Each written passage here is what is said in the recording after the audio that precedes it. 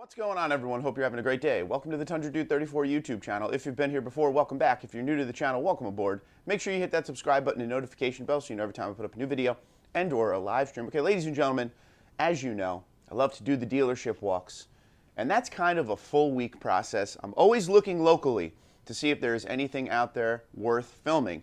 Now, in the last year or so that I've done the dealership walks, they've gotten harder and harder because of the chip shortage and everything going on. We're not seeing a lot of Tundras on the lot.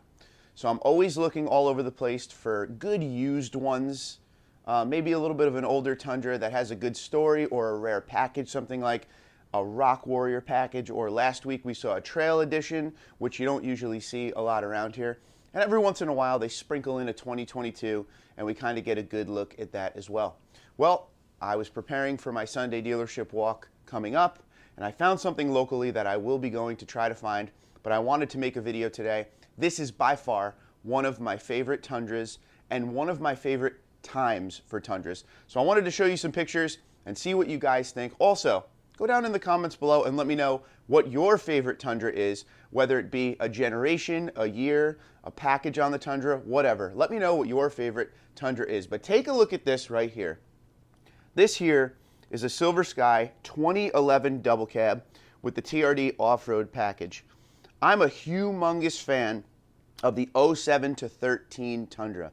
Now, when this Tundra came out in 07, it kind of blew the roof off of the half-ton market, the segment, because this is when the Tundra truly joined the half-ton segment. It was full size finally, coming up from the prior generation. It could tow just over 10,000 pounds. It had that 5.7 liter V8 engine, making big horsepower and big torque. The fuel mileage, not so good, but you know, it is what it is with these trucks. Had a 430 rear gear.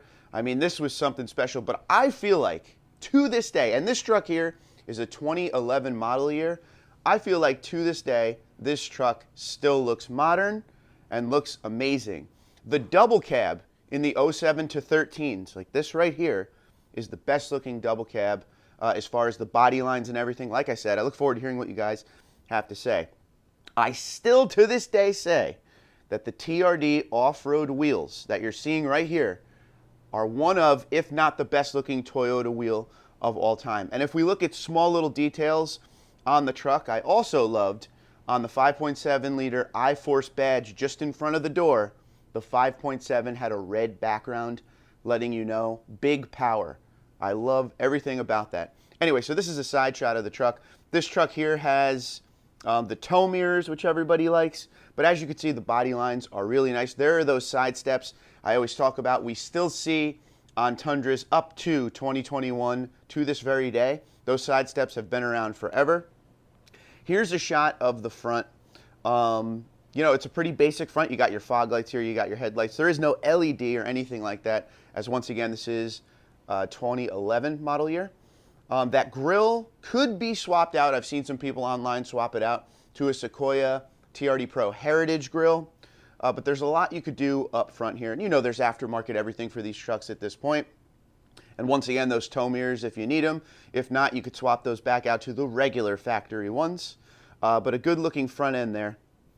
And here's another side shot from the other way. Just, I don't know how anyone can not like this truck. Obviously, there are, you know, exhausts you could put on this aftermarket, or you could go TRD dual exhaust. That was still in that generation as well.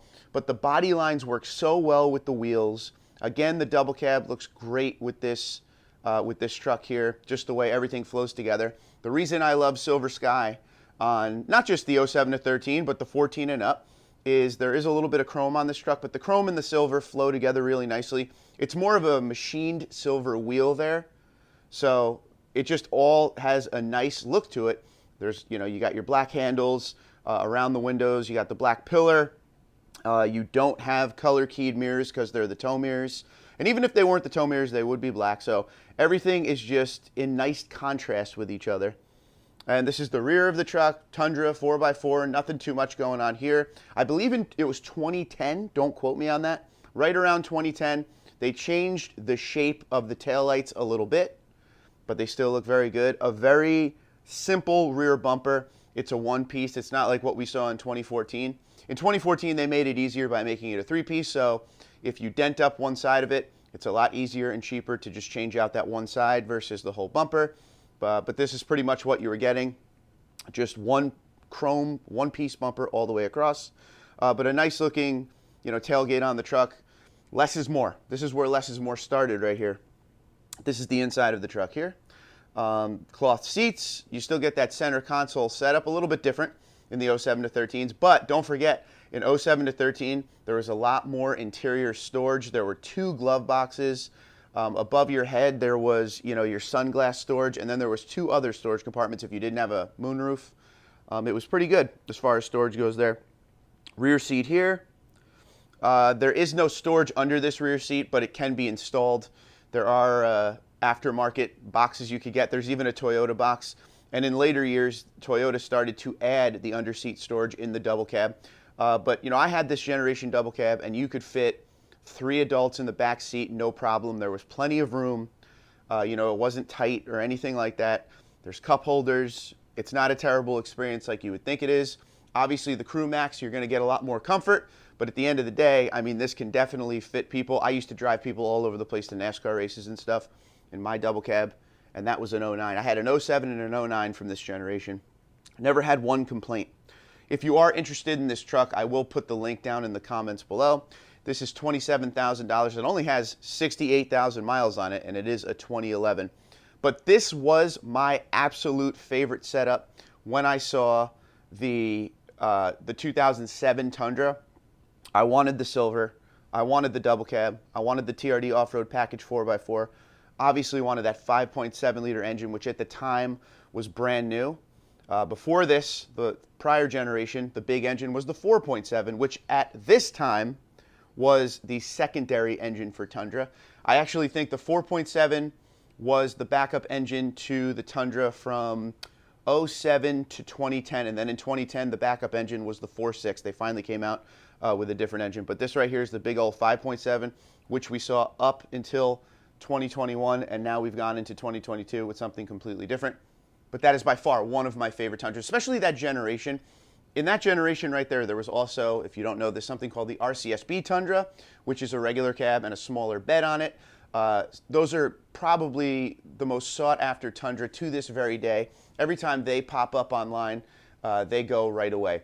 Even ones in bad condition, people buy and restore because there's so many Tundra parts out there. And that's one great thing about the platform being around for such a long time. Because really from 07 to 21, there were changes obviously along the way. Same engine, same transmission, a lot of the same parts. So there's so many parts available if you need to do a rebuild or something goes wrong or anything like that. But those RCSB Tundras were very sought after. I always keep an eye on that market because one day, I'm telling you, I'm going to own one. But that double cab silver right there with the TRD off-road package in 07 to 13, by far one of my very, very favorite Tundras. If I was looking for a Tundra right now, I'd probably go for that. If I was looking for a used, that's low miles for a truck that's 11 model years old. And the price, not so bad for what we saw or what we've been seeing out there to this day. So let me know in the comments below, what is your favorite Tundra, whether it be the brand new 2022 Tundra, the 14 to 21, or the 07 to 13, or even the first generation Tundra. I know a lot of people love that truck as well. Can't wait to hear what you guys have to say. Twitter, Instagram, LinkedIn, Facebook at TundraDude34, TundraDude34@gmail.com. I look forward to your comments, and have a great day.